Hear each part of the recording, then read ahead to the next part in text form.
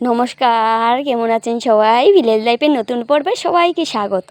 আমি যাব শহরে, খুব জোর বৃষ্টি পড়ছে।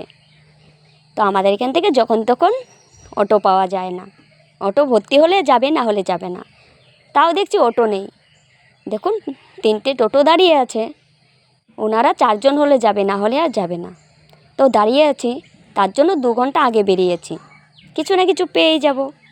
তো আমার কাজ হলো 2:30টার সময়। তো ইনি এসে বলছেন 200 টাকা দে নিয়ে যাব। আমি বলছি না, 40 টাকা ভাড়া, আমি 200 টাকা দেবো না। অনেকটা আগে এসেছি, কিছু না কিছু পাবোই। তারপর জোর করছিল যাওয়ার জন্য। আমি বলছি না, আমি যাবোই না। তারপর চলে গেল মন খারাপ করে। তারপর অন্য গ্রামে চলে এলাম। ওখান থেকে আর অটো টোটো কিছু পেলাম না। 3 কিলোমিটার এসে বৃষ্টির মধ্যে তারপর টোটোতে চড়তে হলো। এখন একটু একটু করে এগিয়ে যাচ্ছি আমার এক স্বপ্নের জায়গাতে। সাথে থাকুন, দেখতে থাকুন। গ্রাম ছেড়ে শহরের দিকে যাচ্ছি, গ্রামকে টাটা করে। তো দেখুন কত সুন্দর আমাদের রাস্তার দুপাশ, বৃষ্টি পড়ছে দেখুন।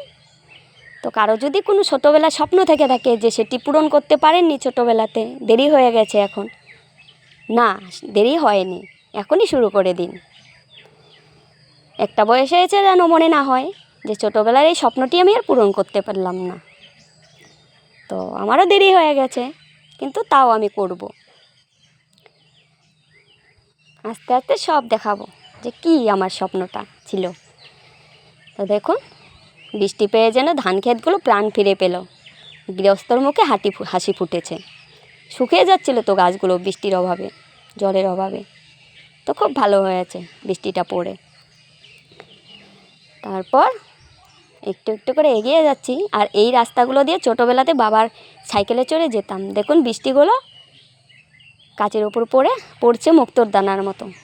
তারপর ইনি আর যাবেন না, একজনকে নিয়ে যাবেন না বলে নিয়ে অন্য টোটোতে আমাকে তুলে দিল। তারপর টোটো করে যাচ্ছি। এই রাস্তাগুলো ছোটোবেলাতে যখন যেতাম হাঁটু কেঁদা হতো। বর্ষার দিনে আর যাওয়ার উপায় থাকতো না। বাবার সাইকেলে করে যেতাম তখন টোটোও চলতো না এই রাস্তাগুলোতে। এখন টোটো চলে, অটো চলে। আর আমাদের গ্রামে তো সবারই গাড়ি হয়ে যাচ্ছে, নিজের গাড়ি নিয়েও কেউ কেউ যায়। তারপর অনেকটা কাছে চলে এসেছি। এবার নামতে হবে। এবার যা বৃষ্টি পড়ছে, ভাবছি অনেকটা আগে এসে পড়েছি। তারপর এবার নামবো। নেমে তারপর ভাবলাম পাশে দিদির বাড়ি আছে, বাকি সময়টুকু এখানে বসি। জানি না দিদি বাড়ি আছে কি না। দিদিকে ডাকছি, ও মনে হয় ভিতরে ঘরে রান্না করছে, তাই শুনতে পাচ্ছে না। তারপর এবার ঘরে ঢুকবো। ঢুকে দেখি দিদি পিছনে ঘরে রান্না করছে। আমি ভিডিও করতে সাহস পাইনি। তারপর ভাগ্নি শুনে বলে ভিডিও করো করো, অসুবিধে নেই। তারপর সাথে সাথে আমাকে ফলো করে দিল, বলে আমিও দেখব। দিদি খুব কাজের, একা হাতে সংসার সামলায়। আমাদের গ্রামের মেয়ে তো। আর দিদির সাথে কথা বলতে সময় কেউ যদি দেখে ভাবতেই পারবে না যে ও আমার নিজের দিদি না। আর অনেক কথা বলছিল, সবার কথা জিজ্ঞেস করছিল, বলল অনেক দিন আসিস না তুই আমাদের বাড়িতে। তারপর অনেক সময় গল্প করছিলাম। ভাগ্নি চা বানাতে চলে গেছে আমার জন্য। দেখুন দিদি শহরে থাকে, তবুও শিলনোড়াতে মশলা করে রান্না করে। কাজ দেখে দিদি ভয় করে না, সব কাজ একা হাতে সামলায়। আমার ভাগ্নি রুমে চলে এলাম। ও আমাকে চা খেতে দিয়ে আবার এসে পড়তে বসে পড়েছে। দেখুন কত ভালো মেয়ে, অনেকে এখন রান্নাও করে। তারপর ওর সাথে একটু কথা বলছিলাম। ও পড়ছে, আবার আমার সাথে কথাও বলছে। আর ভাগ্নে বাড়িতে নেই, ও কলেজে চাকরি করে। আর এটি ভাগ্নির হাতের কাজ। তারপর যখন ওর ভিডিও করছিলাম এটার, তখন ও আমাকে ওটা সামনে এনে দেখাচ্ছিল। এটিকে হয়তো মহিষাসুর মর্দিনী বলে। ও বলছিল কালার করে হয়নি মাসি, কালার করতে হবে, কমপ্লিট হয়নি। খুব সুন্দর তাই না? আরও অনেক কিছু করে, ও কেক বানায়, খুব সুন্দর হয়েছে। তারপরে এটি দিদির রুম। পর দেখে দিদি ওপরে কী করছে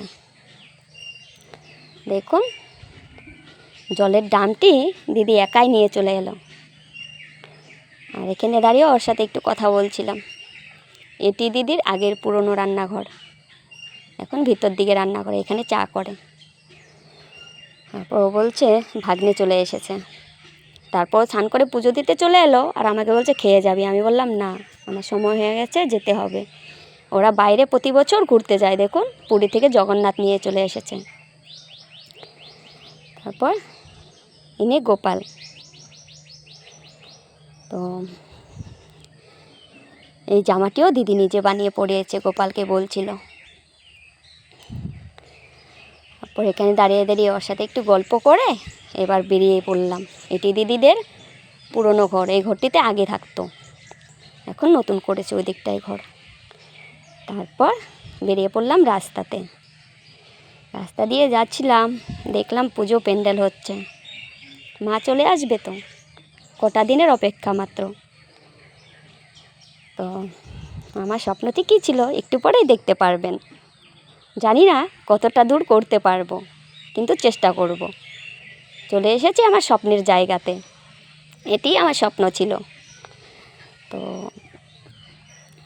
আমার কাজ করে তারপর বেরিয়ে পড়লাম, বাড়ির দিকে যাব এবার। এখন আর বৃষ্টি নেই, থেমে গেছে।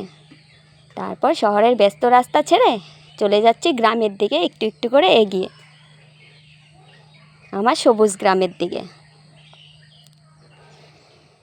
তো এসে পড়েছি, দেখুন আমাদের গ্রামের এটি রাস্তা। আমার গ্রাম মানেই সবুজ, চারদিকটা অপূর্ব, তাই না? তো আজ এ পর্যন্তই। ততক্ষণ সবাই ভালো থাকবেন, কথা হবে আবার নতুন পর্বে। সবাইকে টাটা।